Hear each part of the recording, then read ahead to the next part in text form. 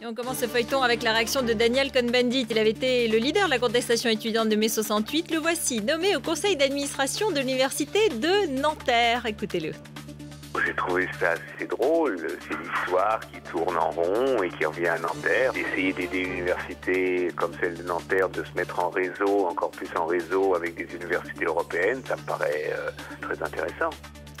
Comment François Hollande parle-t-il à ses militants? Quels mots utilise-t-il? Quelle cible leur fixe-t-il? Image d'un militant justement qui a filmé la séquence mobilisation de la rencontre d'hier, donc après le meeting de Besançon. Regardez.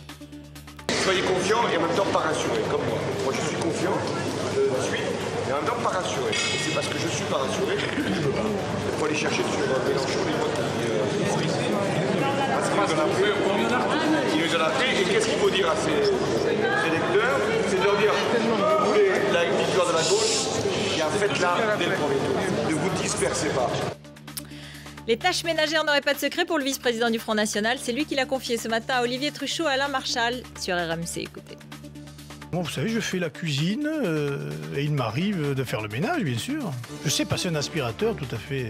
Tout à fait correctement. Oui, tout à fait correctement. Tout à fait. Et elle est bonne cuisinière, Marine Le Pen? Je préfère faire la cuisine. Ah, d'accord. C'est bon à savoir. Mais elle fait un remarquable phare breton. C'est l'œil de Benjamin et s'intéresse à François Bayrou. Parlerait-il de sa candidature au passé? Regardez.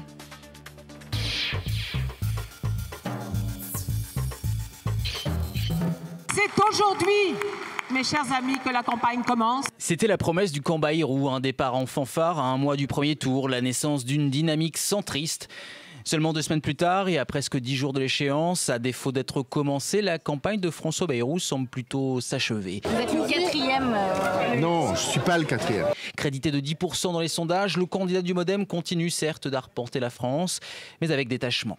Ça n'est donc pas une visite électorale comme bien d'autres en font. Je ne suis pas en visite électorale. C'est une visite profonde et puis, j'allais dire, familiale. Oui, celui qui part à la rencontre des Français le fait désormais en bon père de famille, plutôt au service de ses idées qu'au service de sa candidature, avec l'impression qu'il est trop tard. Je ne crois pas du tout une seconde avoir manqué à l'obligation, jamais, de dire la vérité aux Français. Oui, la campagne de François Bayrou se conjugue étrangement au passé. Je ne crois pas avoir une seule fois manqué à l'obligation de dire aux Français quelle était notre responsabilité dans cette affaire. Le sentiment d'un rendez-vous manqué avec les Français, d'une campagne qui aurait pour bande originale ma plus belle histoire d'amour de Barbara, que le candidat affectionne tant. Plus loin que me revienne l'ombre de mes amours anciennes, du plus loin du premier rendez-vous.